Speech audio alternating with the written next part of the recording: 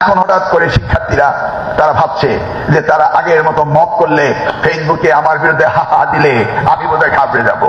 না তো, যারা লেখাপড়া করবে না, যারা টিকটক করবে, যারা লেখাপড়া করতে চায় না, তাদের নিয়ে তো আমি চিন্তা করছি না।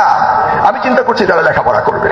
নাকি মন্ত্রীর পদত্যাগ দাবি করে, আরে ভাই, কর্তৃপক্ষের কাছে আমি হাত জোর করে করতেছি, একবার হাত জোর করে, যদি আপনারা না পারেন আমাকে দায়িত্ব দেন, আমাদেরকে বলেন যে ভাই বা ছোট ভাই, তোমাকে আমি 1 বছর সময় দিলাম, শিক্ষার বিষয়গুলো গোছায় দাও, বিনা পারিশ্রমিকে ইনশাল্লাহ করে দেব, কোনো সমস্যা, 1 টাকাও দিতে হবে না, জাস্ট একটা চেয়ার টেবিল দেন, 100 জন আলেম দেন, 100 জন বুদ্ধিজীবী দেন, গড়ে দিব ইনশাআল্লাহ।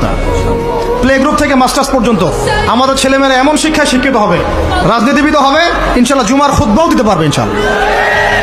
আল্লাহর কসম করে বলতেছি, এমন শিক্ষা চালু করা সম্ভব, শুধু আপনারা যদি একটু সৎসাহস দেখান, একটু উদ্যোগ গ্রহণ করেন, আল্লাহ পাক বহুত আজর দিবেন আপনাদেরকে। আল্লাহ পাক এই ওসিলে আপনাদের সব গুনাহ মাফ করে জান্নাতও দিতে পারেন। আল্লাহর ওয়াস্তে আল্লাহর দিকে ফিরে আসেন। আমি আপনাদের সবচেয়ে শ্রেষ্ঠ বন্ধু, আমাকে শত্রু মনে করেন না। ইউসুফ আলাইহিস সালাম এক পর্যায়ে বলেছিলেন যে আমি যোগ্য, আমাকে দায়িত্ব দেন, মনে আছে আপনাদের? যদি আপনি আমাকে দায়িত্ব দেন, আমি ইনশাল্লাহ এমন একটা অর্থ ব্যবস্থা প্রণয়ন করব যে ইনশাআল্লাহ এই দুর্ভিক্ষের কবল থেকে মানুষ বেঁচে যাবে। মানুষ বাঁচে নাই, বাঁচে নাই।